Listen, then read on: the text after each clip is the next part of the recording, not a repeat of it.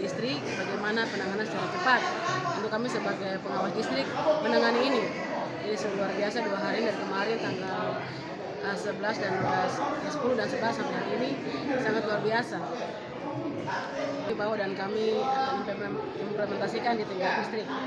Ketika kami temukan kendala-kendala terkait sengketa yang bisa kami selesaikan dengan cepat, sudah bisa terapkan di tingkat bawah. Selama ini ada 1-2 terkait sengketa peserta pemilu, dan itu bisa kami selesaikan di tingkat bawah. Dengan ilmu yang sudah kami peroleh, terutama 2 hari ini, kami sudah lakukan itu di bawah. Dan puji Tuhan itu bisa terselesaikan dengan baik. Seperti perusakan baliho, itu sering terjadi. Perusakan baliho, ya, tidak disengaja itu biasa yang dilakukan orang yang tidak sadar, mabuk. Jadi mereka merusak. Ketika kami pertemukan pelapor dan terlapor, mereka bisa selesaikan. Kami mediasi sebagai pengawas distrik, mediasi mereka dan mereka lakukan itu, kami sudah bisa selesaikan dengan baik. Ada permohonan maaf dan ganti rugi yang dikerjakan dengan baik. Jadi boleh terselesaikan dengan baik. Jadi tidak sampai ke tingkat atas kami yaitu Bawaslu, kami selesaikan di bawah dengan baik. Sengketa pada hari yang sama pada saat permohonan disampaikan, apabila ada pengawas di kita dari agenda kemarin ya, kita lanjut hari ini, kita masuk di dalam agendanya itu terkait pola hubungan, tata kelola kerja dan pola hubungan sesuai Perbawaslu 3/2022.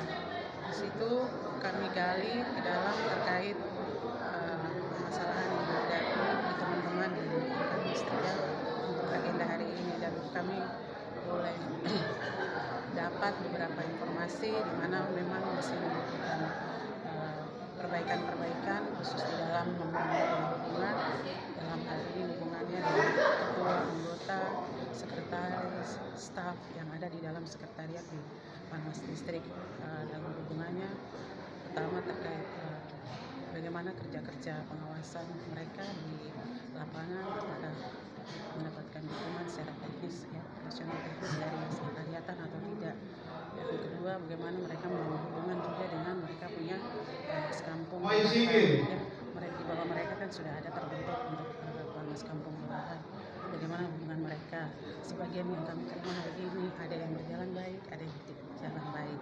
Karena tadi hubungan komunikasi, koordinasi yang kurang, ditambah dengan disebabkan karena mungkin faktor jarak juga, dan juga tunjangan fasilitasi dari sekretariat di tingkat distrik yang membuat mereka ada yang berjalan baik, ada yang berjalan tidak begitu baik. Dan upaya kami dari Bawaslu dekat kami akan turun ke distrik-distrik yang sesuai dengan pembagian korwil kami. 3 komisioner kabupaten akan turun ke distrik masing-masing.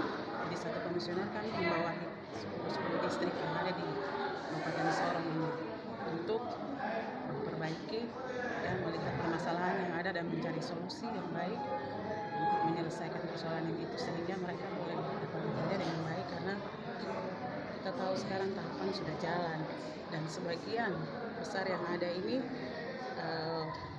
mereka bergantung tentu pada anggaran yang ada. Kalau kendala anggaran ini tidak bisa jalan dengan baik, tidak tahu dengan faktor tadi, karena ada koordinasi komunikasi, lebih kepada transparansi daripada pengelolaan keuangan itu. Itu yang mereka harus kita buka ruang untuk kita memberikan mereka, untuk membantu mereka memberikan solusi, untuk mencari solusi bagaimana mereka bisa mendapatkan solusi. Tentu nanti kita akan berkoordinasi juga dengan koordinator Polsek Kabupaten, karena wilayah terkait keuangan ini adalah wilayah sekretariatan. Ini yang harus kita bangun juga, dan kita sudah membangun memang komunikasi untuk beberapa distrik yang sudah kami dapat informasi sebelumnya, sebelum kegiatan ini itu kita sudah sampaikan, dan tentu dalam waktu dekat ini kita akan turun untuk menyelesaikan masalah-masalah mereka yang terawan.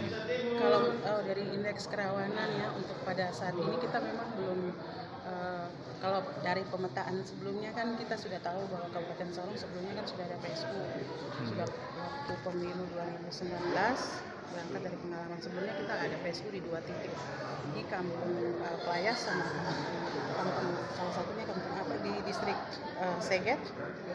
Harapan kami ke depan ini mungkin harapan kami bahwa teman-teman di bawah ini harus memperkuat soliditas kerja pengawasan sampai ke pengawas TPS nantinya, sehingga berkoordinasi baik juga dengan teman-teman PPD dengan PPS maupun nanti KPPS besoknya itu untuk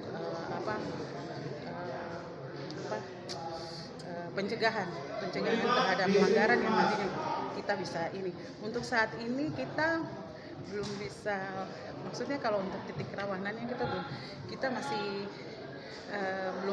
belum memetakan satu titik yang mana yang kita pastikan, karena pada saat ini lagi ada koordinasi di provinsi sehubungan dengan sehubungan dengan pasca penetapan DPT. Yang kita tahu ya, DPT itu yang nanti menjadi biasanya sangat krusial, biasanya menjadi sumber nanti kepada di TPS nantinya itu, sehingga kita belum bisa memastikan nanti hasil koordinasi di hari ini kan kita ada koordinasi, ada pertemuan seluruh divisi pencegahan Parmas di Provinsi Papua Barat dalam rangka ini. Jadi untuk Kabupaten Sorong saat ini memang lagi dalam proses, kita ada proses seperti itu, koordinasi untuk melihat potensi yang mana. Kalau saat ini yang kita lihat kan hanya wilayah-wilayah perbatasan, administrasi wilayah, seperti contoh kemarin kita baru Botain. Untuk Botain, harapan kami ke depan nanti sudah clear karena dia sudah masuk Kabupaten Sorong. Waktu pemilu kan masih ada 2 TPS di sana, Sorong Selatan, Kabupaten Sorong. Ya, itu salah satu rawannya. Tapi pada saat ini saya bisa katakan bahwa clear karena wilayah pemerintahan sudah secara administrasinya sudah ada di wilayah kabupaten dan pasti hanya ada 1 TPS Kabupaten Sorong. Gitu.